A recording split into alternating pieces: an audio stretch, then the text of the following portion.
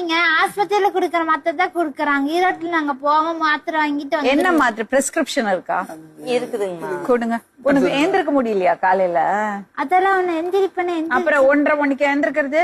1:30 மணிக்கெல்லாம் எந்திரிக்கிறாங்க. சீக்கிரம் எந்திரிச்சிடம்னால 9 மணிக்கு எந்திரிப்பியா? இப்ப என்னோட இஷ்டம் எல்லாமே.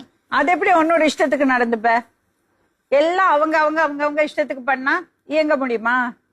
ஹலோ, எப்படி எப்படி குடும்பத்தை ஓட்டுறது? அவங்க அவங்க அவங்க இஷ்டத்துக்கு பண்ணா காலையில இருந்து நைட் வரை நீ என்னென்ன பண்ணுவ சொல். எந்திரிச்சு சாப்பிடுவேன். எழுந்திரிச்ச உடனே சாப்பிடுறதா?